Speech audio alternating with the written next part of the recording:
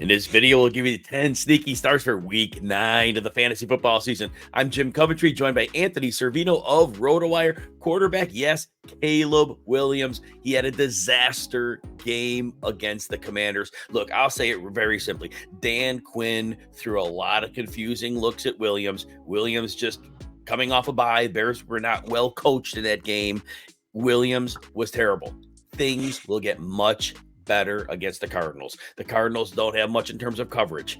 They don't have much in terms of pass rush. They don't tend to throw a lot of confusing looks. Caleb Williams should have a big advantage as a runner and with his receiving weapons here. I do look for the Bears to come off of a very, very bad loss and come out, and we see some of those big games Williams had in the past. Look for one here. Get him back in your lineups with confidence. Anthony, who do you like at quarterback? Yeah, at the quarterback position, I like Sam Darnold. He's been very solid this year, depending on your fantasy platform you play at. He's gone over 20 quarterback points 5 different times, including 2 straight games. Now I feel like the matchup does open up. He gets the Indianapolis Colts at home. This is a game where I think Minnesota has to have. They haven't been playing their best football. They're on a little bit of a losing streak, and this is a must-have matchup. I'm expecting the best out of Sam Darnold. Earlier this year, he was electric throwing. He opens the season with over 10 touchdown passes in the first 4 games. Since week 5 in a 3-game period, he's only thrown for a total of 3.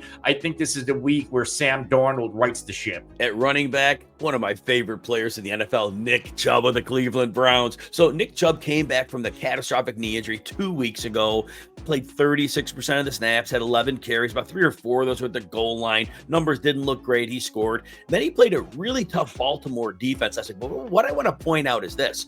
He played 61% of the snaps in his second game back. So that's getting really close to a normal workload. He had 16 carries, only 52 yards. But again, it was a very, very bad matchup. Well, this week they play the Chargers. And on paper, people will say the Chargers aren't as great defense. No, they're not. James Conner bullied them for over 100 yards 2 weeks ago. Nick Chubb has 4/5 of his offensive line healthy. Even if they don't get Jedrick Wills back to left tackle, DeJuan Jones is good enough. The Browns are going to run downhill, and they are going to punish the Chargers defense. Nick Chubb's going to be the engine here. Get Nick Chubb in your lineups. Don't worry about the low fantasy production through 2 games. Gets it done here. Anthony, who do you like at running back? Now, at running back, this is a 2-part story. I'm going to say Tyrone Tracy, but we know Tyrone Tracy is dealing with a concussion. But if he does play this week, I absolutely love him against Washington. He's entrenched right now as the starter in this backfield. He's overtaken Devin Singletary a little bit faster than I thought it would happen. Last week, he played 40 snaps at 24, and even in week 7, 37 at 12. He's rushed for over 129 yards in 2 out of 4 games, and he's gone over 14 PPR points in 3 out of his past 4. Now, if he does not play, I will say I am confident in the spot start of Devin Singletary. Devin Singletary did play the Washington Commanders in Washington back in week 2, managed 16.5 PPR points on 16 carries, 95 yards, and scored a touchdown. This Washington defense is improved since then, but you can still run on them. We saw DeAndre Swift, Derrick Henry, and even Chuba Hubbard all manage double-digit PPR points. So my favorite play of the Giants' backfield is obviously Tracy, but if he can't play and he doesn't clear the concussion protocol, I think the safe spot start is Devin Singletary. If you enjoy videos like this, please consider hitting the like button and subscribe to the RotoWire Fantasy Football channel on YouTube. Also, you can check out all of our fantasy football content, our rankings, everything we have. Free 2-day trial. You don't even need a credit card. Head on over to rotowire.com/Jim. You can check out all of our content. If you like it, join the team. If not, we are just happy you stopped by and checked us out. All right, wide receiver. My sneaky start is Courtland Sutton of the Denver Broncos. Now, Courtland Sutton has been very up and down, but he had a goose egg 2 weeks ago. Last week, he had 100 yards. We don't know what we're going to get, but what we do know is this. The Ravens are a 9.5-point favorite against Denver. The Ravens probably play with the lead, and the Broncos probably have to pass more than they want. Denver will face a defense of the Ravens that have been very bad against the pass. One of the worst teams. Now, last week they were without Marlon Humphrey and they were without Nate Wiggins, but even when they're in the lineup, they have been bad. Courtland Sutton is going to see quite a few targets here. This is a week you definitely want to make sure he's in your lineup and not sitting on the bench. Anthony, who's your receiver? Yeah, wide receiver, I'm going with Josh Downs. With the recent news of Joe Flacco is the new starter. Who knows for how long, but barring injury, it looks like it could be season long. That means Josh Downs is going to be in play for fantasy football lineups without a doubt moving forward. And I talked about how I like Sam Darnold earlier. Well, they're playing the Colts in this matchup. I'm expecting points. I'm expecting a shootout because we know Joe Flacco can throw the football and keep up with somebody like Sam Darnold and this high-powered Minnesota Vikings offense. Downs has been outstanding since week 4, his second game back from injury. He's gone over 15 PPR points in all but one game, 2 games over 22. Last week, even with Anthony Richardson, 4 for 109 and 1 on 9 targets. So he's been really playing as the volume wide receiver 1, despite the fact that we have Michael Pittman here. Josh Downs has gone for over 9 targets in all but one game since week 4. He's the guy in this wide receiver room, and I think he could be a smash, sneaky start this week. At tight end, I like Taysom Hill of the New Orleans Saints. Now, Taysom Hill had missed 3 games with a rib injury. He came back last week. He had 4 targets, 4 rushes, and a pass attempt. There is volume there.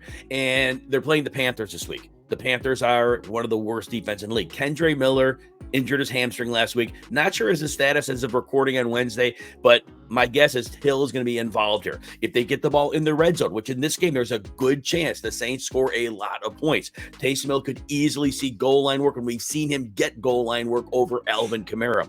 This is one of those weeks you want to definitely get Taysom Hill in because he could find the end zone, maybe even multiple times. Anthony, who do you like at tight end? At tight end, I'm going to go back to Noah Fant. Now, I recommended Fant last week, and he did not deliver, but that entire offense for Seattle, it was off. A lot of it maybe has to do with no DK Metcalf. Maybe the Buffalo defense is just playing better, and Buffalo's offense was scoring enough points to where Geno Smith can't dig themselves out of that hole. This is a nice bounce back spot, whether DK is back or not for Noah Fant.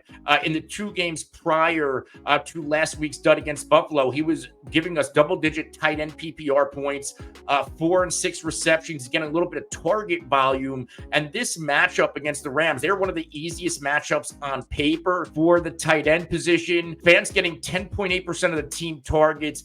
I don't exactly trust the ancillary wide receivers. Like JSN's been good, not great. Tyler Lockett looks like a shell of himself. I think down the stretch, and especially this week, we can start leaning on Noah Fant a little bit. My wild card play for a sneaky start in week 9 is Jalen Tolbert of the Dallas Cowboys. Look, Tolbert hasn't been great the last 2 weeks. He has a 3 for 44 on 3 targets, a 4 for 43 on 5 targets. He is playing 90% of the snaps. And 3 weeks ago, he did have 87 yards and a touchdown. The Cowboys are playing the Falcons.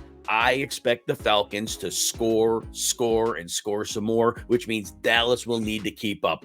The Falcons are decent against the run. Dallas, again, we learned it with San Francisco. They've got to pass the ball, and they finally figured things back out. This week, they're going to have to throw to the point where Jalen Tolbert should see 7 or 8 targets, and I do think some of those are downfield, and I think Dallas in a shootout will keep Jalen Tolbert very, very active. Anthony, who's your wild card play this week? My wild card play is Tyler Allgeier in that Dallas matchup.